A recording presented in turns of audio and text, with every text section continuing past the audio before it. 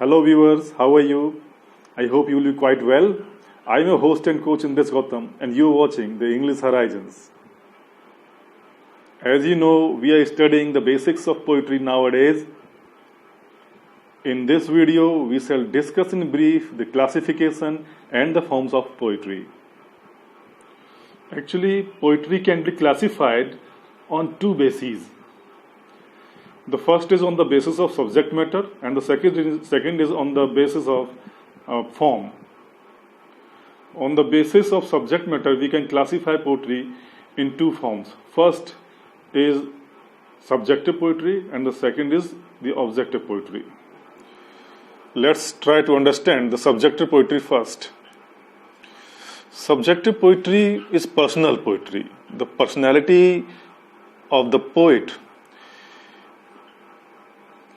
his view of life, his thoughts, his perceptions, find an expression in this poetry. That's why it's quite possible this poetry may be having autobiographical notes. This poetry is written on the basis of poet's own reflections. So the poetry is always involved in this poetry. All the lyrics, elegies, odes, and sonnets can be cited as the examples of this type of poetry. The second form on the basis of subject matter is objective poetry. So what is objective poetry? Objective poetry is impersonal. Objective poetry can be seen as in the sharp contrast of the subjective poetry.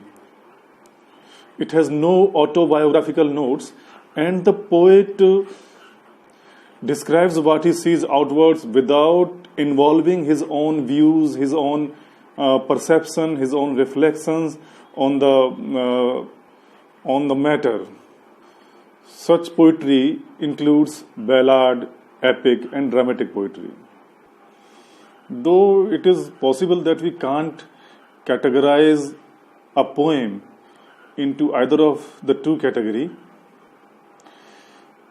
it is because, especially in modern poetry, the personal and impersonal elements are so finely incorporated that we find it difficult to put a piece of poetry in either of the two genres. तो प्यारे विद्यार्थियों, अभी तक जो मैंने कहा उसे आप हिंदी में सुन लीजिए. आज हम पढ़ेंगे पोइट्री यानी काव्य का वर्गीकरण और उसकी विभिन्न विधाएं, विभिन्न रूप. तो पोइट्री को हम दो आधार पर क्लासिफाई कर सकते हैं. एक है विषय वस्तु और दूसरा है उसका स्वरूप या विधा. तो पहले हम विषय वस्तु के आधार पर इसको देखते हैं. इस विषय वस्तु के आधार पर में से हम दो भागों में विभाजित करते हैं. एक है सब्जेक्टिव पोइट्री पहला, दूसरा है ऑब्जेक्टिव पोइट्री. सब्जेक्टिव पोइट्री क्या है? सब्जेक्टिव पोइट्री में कवि की जो पर्सनालिटी है, जो व्यक्तित्व है, वो उसमें झलकता है. उसके विचार, जीवन के प्रति उसकी सोच, उसकी जो दृष्टिकोण है उसमें दिखाई देता है. इसीलिए काफी वैयक्तिक दिखाई देती है. यदि हम उदाहरण की बात करें तो जितने भी एलिजीज हैं, ओड्स हैं और सोनेट्स हैं, जो भी लिरिक्स हैं, वो सब हम इस कैटेगरी में रख सकते हैं. दूसरा वर्ग है ऑब्जेक्टिव पोइट्री का. ऑब्जेक्टिव पोइट्री में क्या होता है? ऑब्जेक्टिव पोइट्री में कवि जो बाहर दुनिया में देखता है उसमें वैसा उसको वर्णन कर देता है वर्स फॉर्म में. अपनी पर्सनालिटी, अपनी सोच, अपने रिफ्लेक्शंस को उसमें इन्वॉल्व किए बगैर उनके अपने आप को एक तरीके से कवि उसमें छुपा कर रखता है. तो इस प्रकार से ये पोइट्री ऑब्जेक्टिव हो जाती है. ये काफी अवैयक्तिक है, इम्पर्सनल होती है. सारे बैलाड्स, एपिक्स और जो भी ड्रामेटिक पोइट्री है वो इसका उदाहरण हो सकती है. लेकिन ऐसा भी नहीं है कि हमेशा हम काव्य को इन दो कैटेगरी में विभाजित कर ही पाएं, क्योंकि आजकल स्पेशली आधुनिक काव्य में ऐसा भी है कि पर्सनल और इम्पर्सनल इतना आपस में मिल गया है कि हम इन दोनों में से किसी एक कैटेगरी में रखना हमारे लिए थोड़ा मुश्किल होता है. Dear viewers, now we shall try to understand the classification on the basis of form. The categorization of poetry on the basis of form includes three major types. The first is narrative poetry, the second is lyric poetry, and the third is dramatic poetry. So first come to the narrative poetry. Narrative poetry is the oldest type of poetry. It generally tells a tale. It can further be subdivided into two forms, ballad and epic. Ballad is a short story in verse, initially devised to be sung, and its origin lied in the folk tales among the primitives. Its plot and language are simple, and so far as the example is concerned, Keats' La Belle Dame Sans Merci can be cited as a fine example of ballad. Now coming to epic.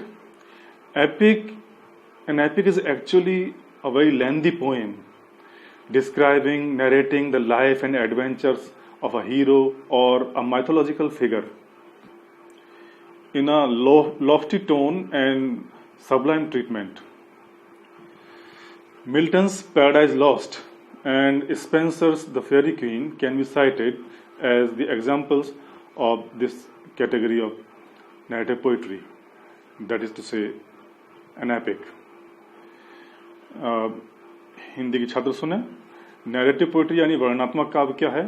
ये सामान्यतः इसमें एक कहानी होती है जो कि ये सबसे बहुत ही पुराना स्वरूप है पोइट्री का, और इसके हम दो मुख्य भागों में बांट सकते हैं. पहला है, एक कैटेगरी है इसकी, वो है बैलाड, और दूसरा है epic.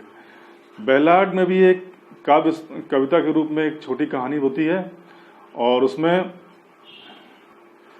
Simple plot and language होती है. इस कैटेगरी का जो विकास हुआ है वो लोक कहानियों के द्वारा हुआ है. उदाहरण के लिए हम जॉन कीट्स का ला बेल डेम सेंस मर्सी देख सकते हैं.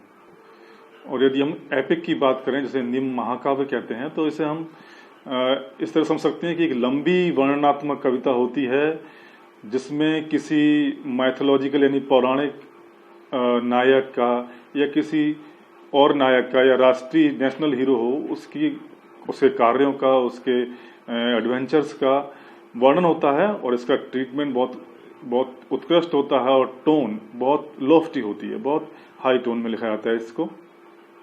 मिल्टन का पैराडाइज लॉस्ट और स्पेंसर का फेरी क्वीन इस कैटेगरी में आता है. The lyric poetry is the second major class of poetry when it's come to the classification of poetry on the basis of form. Lyric poetry, so first we try to understand what is lyric poetry. Lyric poetry is generally a short song, heavily emotional and musical. Lyric poetry is highly subjective. Poets' own thoughts, state of mind, mood, reflections are generally get an expression in this type of poetry. While it has been written on various themes, love is the most common theme on which this type of poetry has been composed. The word lyric has been derived from the term lyre, a kind of musical instrument with which in its initial days a lyric used to be sung. Lyric poetry जो है वो भावनाओं से भरपूर होती है, संगीत से भरपूर होती है, और ये शब्द लिरिक जो लिया गया है, ये एक शब्द लायर से लिया गया है, जो एक प्रकार का वाद्य यंत्र होता था और जिसके साथ लिरिक्स गाए जाते थे. लिरिक पोइट्री की जो मुख्य सामान्यता हम देखते हैं लिरिक पोइट्री में कि प्रेम के ऊपर बहुत ज़्यादा लिखी गई है, लेकिन और भी टॉपिक्स हैं उनके ऊपर भी लिरिक्स लिखे गए हैं. Lyric poetry can further be subdivided into 3 categories.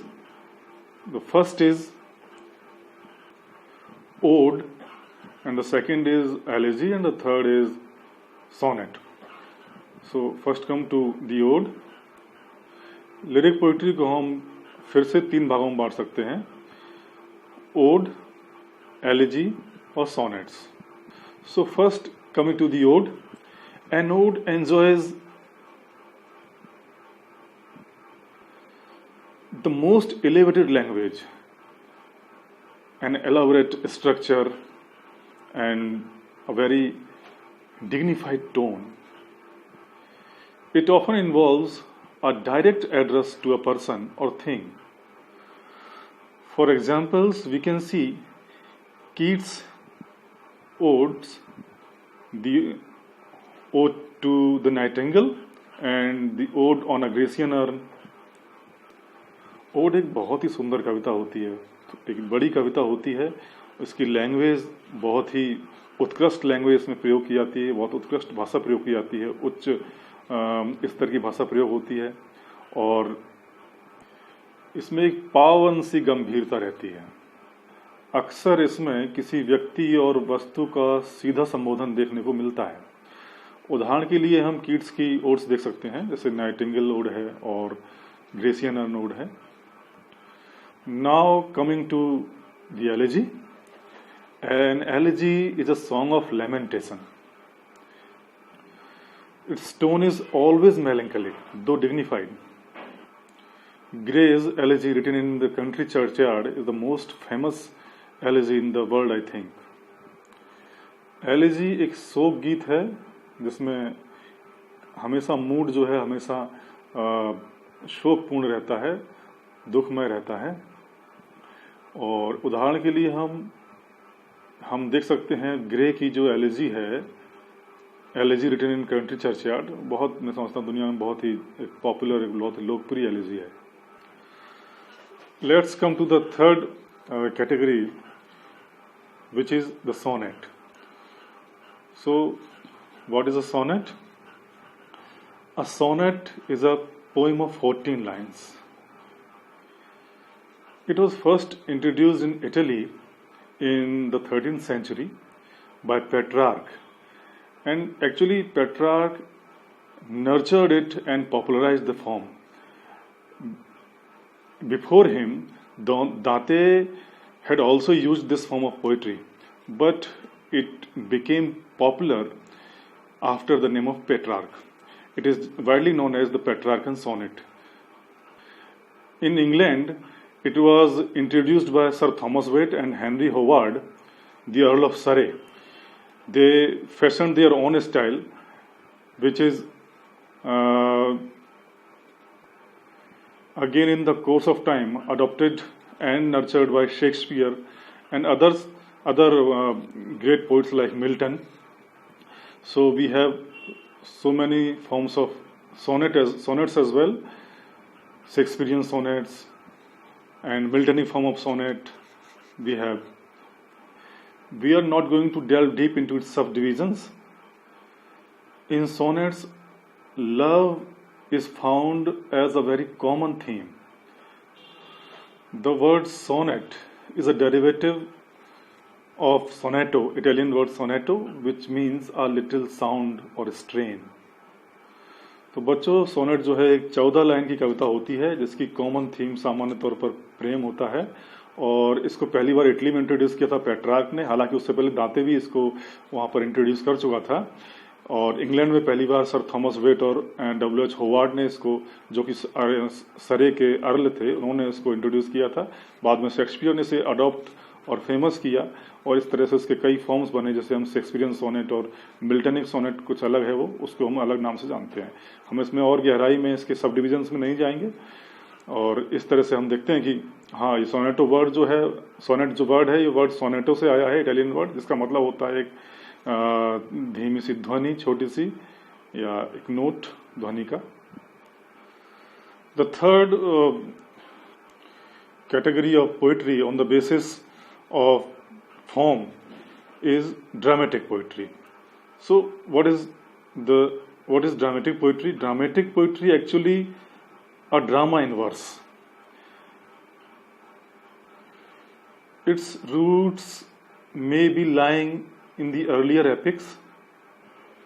Iliad's murder in the cathedral can be cited as a good example of dramatic poetry, though Shakespeare has also used blank verse in his plays. तो छात्रों, जब